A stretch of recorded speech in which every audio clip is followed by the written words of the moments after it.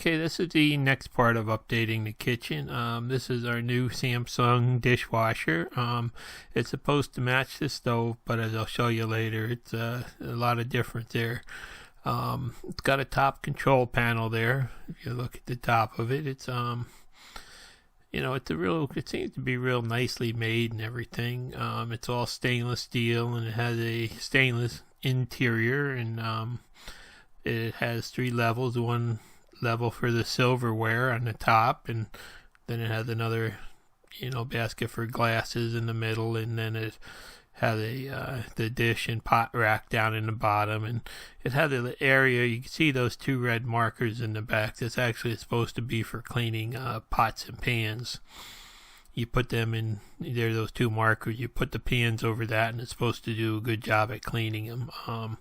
Don't know how it works. We'll find out in the long run. And on this one, the electrical box is in the front. The input is a very tiny box. And it turns out that unlike the other one, this one has the water input on the back. It's just a plastic hose hookup, it looks like. It looks like, a garden hose connection.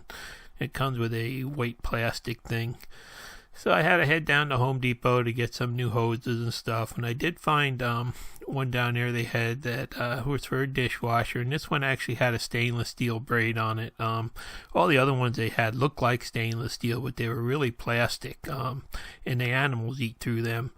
And I also picked up a shark bite valve there because they didn't have the fitting that I wanted, so I was going to try and use that. So the kit does come with a couple of pieces there, and basically all I needed was that hose and elbow there and the hose. The rest of them really are unneeded. And like I said, I didn't really want to put another valve in the line, but they didn't have the correct fitting that I needed to reduce down, so I just picked that up. And then there with that elbow, you had to take. Actually, Samsung said to take the plastic off the that nut they give you and replace the brass one with it. So I did that, and I had to move the electric wire forward, drill a new hole, and all that old copper that was a real reliable connection comes out, and I'm going to replace it with a garbage plastic hose, I guess. Luckily, I save a lot of extra parts when I do stuff, and I had this little basket, and I dug through that, and I found the exact reducer that I was looking for. So luckily, I can now return that valve. I don't need it. So, basically, I had to get in there and start cutting the old copper out. It would have been much easier if I had known that this was going to be a hose connection before I put that lining in the closet.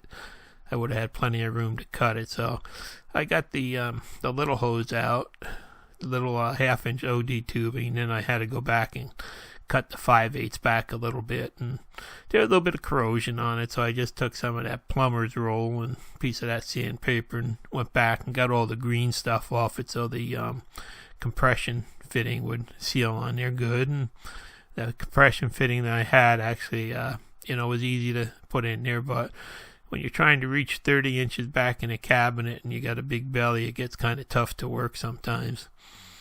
So that connection was fairly easy to hook up there. And then I just had to go around and push the hose through there, and I figured I'd at least put this end of the hose inside the cabinet there so I could keep an eye if anything leaked, because from what I understand, these hoses do the ends blow off them at times, so figured at least you could see that to keep an eye on it. So another thing is these things have they don't use a ferrule in them or anything. They just kind of have a rubber seal, so you just snug them up. So there's the old hose out and the new rubber hose in, and getting ready to slide the dishwasher in. I had put some spacers in there when I moved the cabinets out just to make sure everything stayed at the correct spacing. So it's time to remove them and slide the dishwasher pretty much in place and start to slide the hoses through.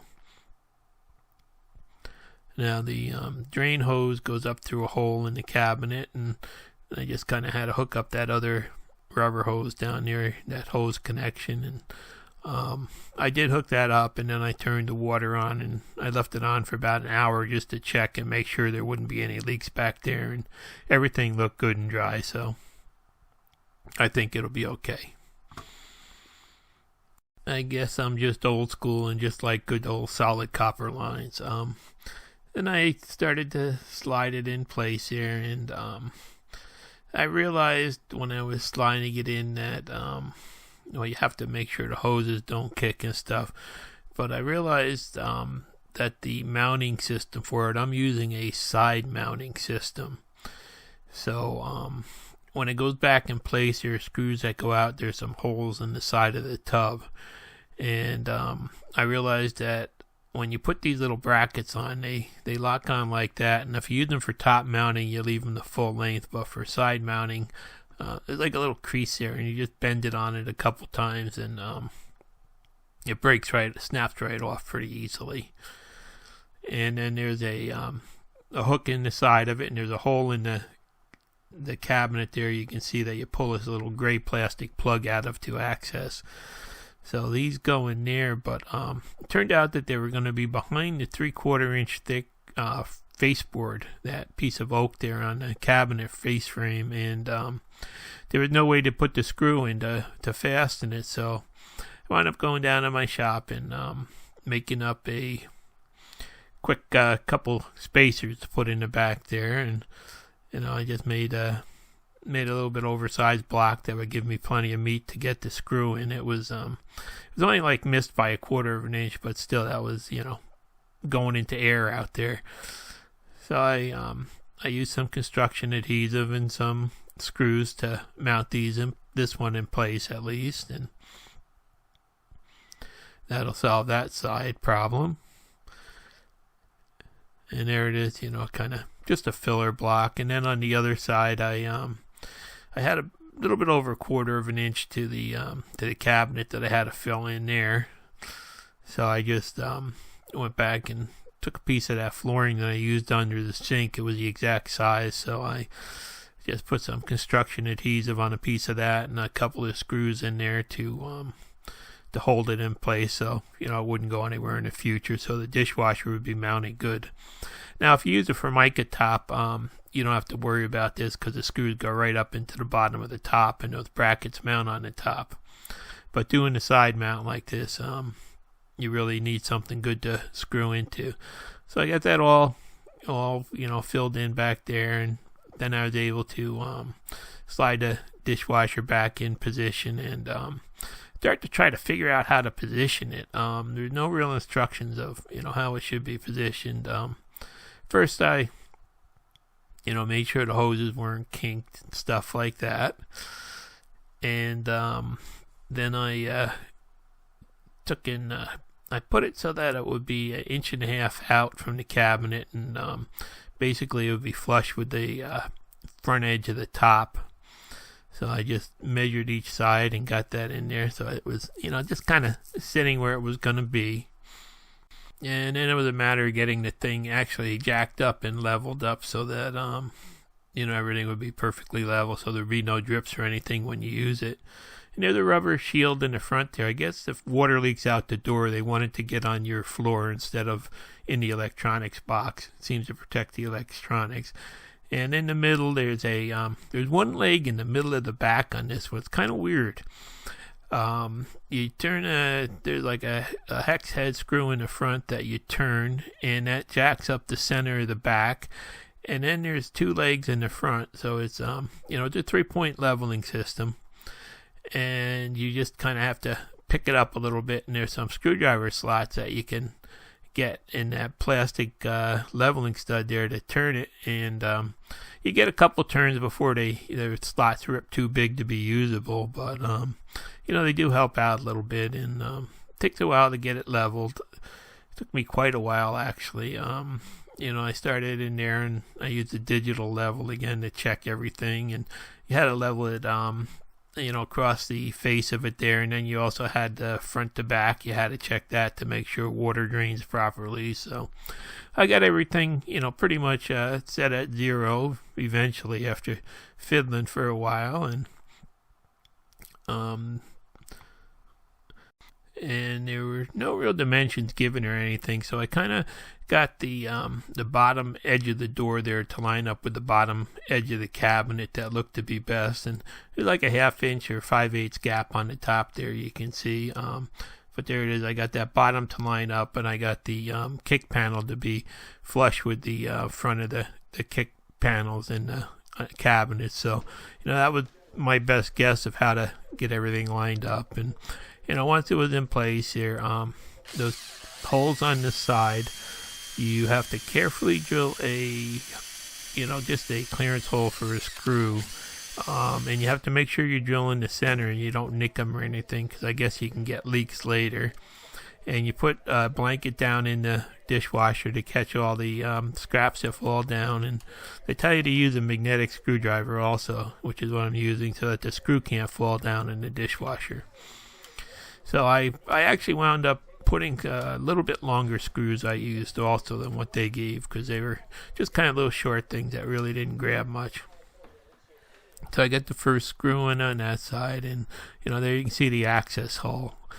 And then there's a little gray clip that you have to pry off in the beginning, and that just pops right back in, and you don't even see anything. The hole is gone and ready to go on that side.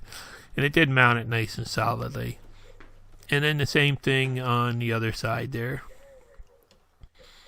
I originally was going to wait to install this until the granite was in place, but the granite installer said, don't worry about it. I was kind of worried they might hit the front of that dishwasher door sticking out there when they picked the granite up, but he said, don't worry about it. You're better off to have it in place and, make sure everything is perfect beforehand. So that's why I'm, putting it in now, and there's the other side there. I'm getting that screwed in, and it actually does mount it nice and firmly once you get these two screws tight. So it seems to be about the same as a top mount, but you can't screw into granite, so you have to use this. And it's funny, I really wouldn't want to put this under a Formica top anyway, because of the way it steams out the front and dries when the cycle is over, which I'll show you a little later. So there it is in place. And all of a sudden, I'm starting to notice that there it is. That everything moves moves nice and it's firm. But I'm starting to notice now that the collars on the dishwasher and the stove don't come close to each other. Completely different shades of stainless. The stove has a grayish tint to it, and the stainless on this dishwasher front and the handle actually has an aluminum look. You can see there. And then you're supposed to be matching, but you see the handle on the dishwasher actually is much higher than the handle on the stove there, and the finish on it is different. The stove doesn't show fingerprints as bad, where this dishwasher, you just touch it and it shows them bad. So there's a big difference here, and I'm really not happy right now, but nothing I can do about it, I guess. And there you can see the handle's higher, and it's a completely different finish. But anyhow, so I got that all installed now, and time to go down and get the wiring in. The location of this little box and the location of the connector, and it was really tough to get that 12 gauge wire in that they had going to the old dishwasher. So I did fight with it for a while and get it in. The old GE had a much bigger box and had the side entry thing, so you could just push it right in from the side, where this thing you had to kind of bend it and squeeze it and bend it and roll it a little bit until you finally got the wires in. Then you had to kind of just twist it in place. So eventually, you can see there, eventually I did get everything to go in, and I was able to get the that Romex up far enough in there so I could clamp it good and get the clamp in the right place and everything. So they did get a little stingy though with the amount of room for wiring on this one, and it seems to me like there should be a lot more room, because now you got the 3 wires. Once you get the wire nuts on, you have to somehow get them back in this little tiny box. So it does. It does take some doing, and it's possible, but just seems a little tight. The old one seemed to had a lot more room in the box, and then the top goes on and kind of was a pretty good fight getting that in place too. Getting the wires pushed in and everything hooked back together. You know, they say they don't make things like they used to, and they really don't, what I'm finding out. So pretty much this was the worst part of installing this thing, trying to just squeeze them in there and get the cover back on right and stuff. And then, you know, once everything's hooked up, they tell you to run a empty cycle basically. So I got the power all hooked up. I turned the breaker back on to power it up, and next thing I did is I just followed their instructions and ran a cycle.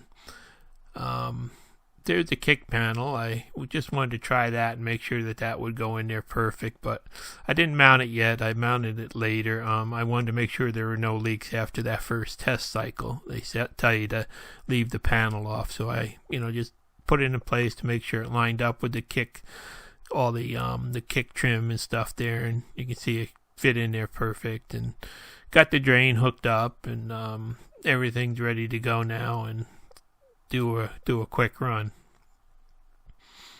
So I set it for the 1 hour cycle that it had, and let it run, and it is amazingly quiet. The unit does, you know, it you can barely hear it if you get behind my island. Like, it's really super quiet, and I don't know how good it washes or anything, but I will find out, you know, in the future.